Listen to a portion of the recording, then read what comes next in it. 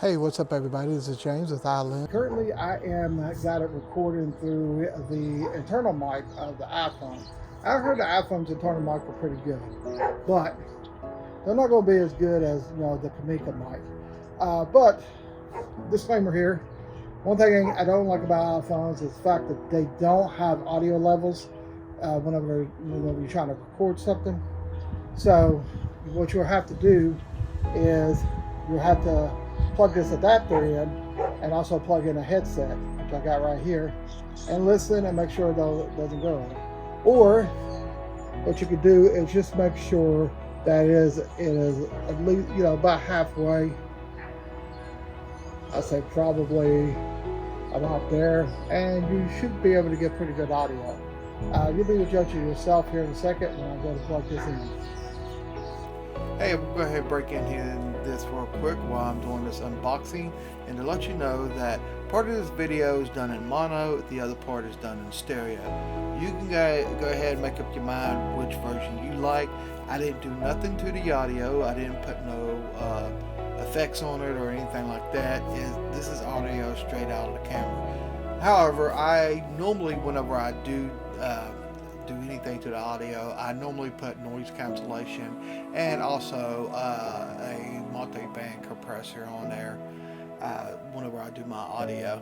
But in this case, I didn't even touch the audio. It's straight from the iPhone. All right, so this is what it sounds like with the headset. Well, I went ahead and took the headset off, but this is what it sounds like without the little blue light on the MS button, which that means mono and stereo. I think without the light is mono. So this is what it sounds like to this. I did this.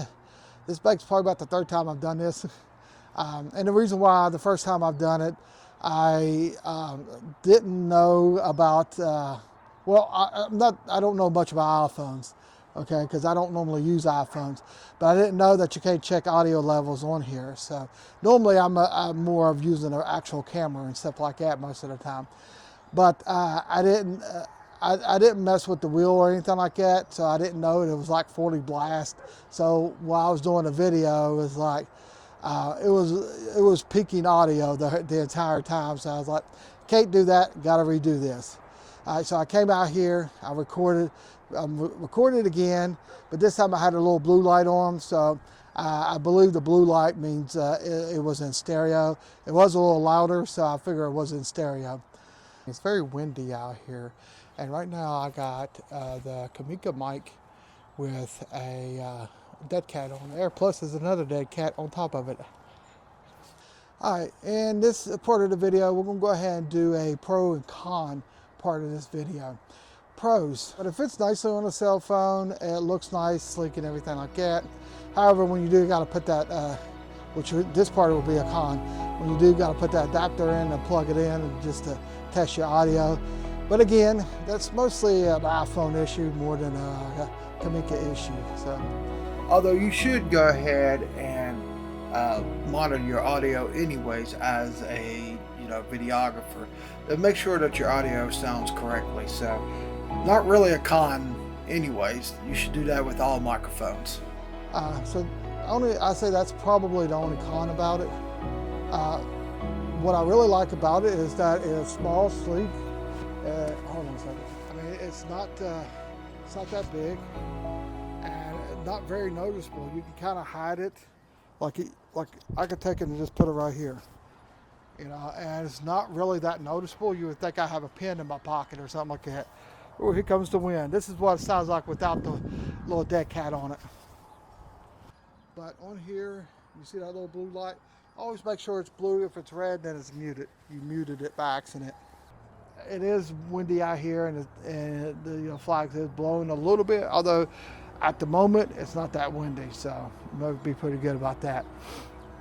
So, in conclusion, I went ahead and tested it in the computer, and I have to say, I really like it. I'm impressed with the sound quality.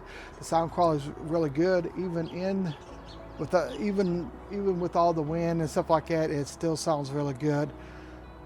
And so basically, I have no complaints. Good mic. I highly recommend it for the price. Even for it's really worth it. I'm a wedding videographer, so a lot of people be asking me, what's the best mics to use for weddings and stuff like that. I don't really I don't recommend these for weddings or anything like that. You have to have a dedicated cell phone sitting somewhere, hooking it up. It is just too much of a mess. Comica has other mics that you could probably use for that. Boom X, I believe that's the Comica got, or something like that. Those will be good for weddings. As a beginner, eventually you want to get some like a really good ones. I highly recommend Tascams. But anyhow, not really recommended for weddings, but I mean you could use it in a wedding if you really need to, and you're really on a small budget. And wedding is not really your thing, but you want to have good audio. So yeah, you could use it at a wedding. But what this is mostly for is your bloggers. And it's what it's really set up for. Anybody doing vlogging and stuff like that. You could also use it in interview settings as well. If you're using your cell phone to record an interview or anything like that. Now, if you have a camera and you just want to use a cell phone to record it, I mean, Comica got they got a one that works with just your camera. So I will highly advise you to get the one that works with your camera. And I believe that one is called. Yeah, that one there. That's the version that you need to get if you have a professional camera and you're doing an interview. But if you don't and you're just using an iPhone, this is perfect for it. So, hey, you're doing an interview? Perfect. Doing vlogging? Perfect. So, highly recommend this. Great little microphone system. There's nothing I can really complain about except for the fact that iPhone won't show you the audio level, so you have to get your headset and plug it in. So I guess we'll go ahead and do a little distance test to see how how it is as far as the distance. Oh, by the way, this transmitter works off of 2.4 gigahertz. Also, keep in mind, 9 chances out of 10, this is used for vloggers. So 9 chances out of 10, you're not going to be even walking this far away from your phone, unless you're planning on doing something cool.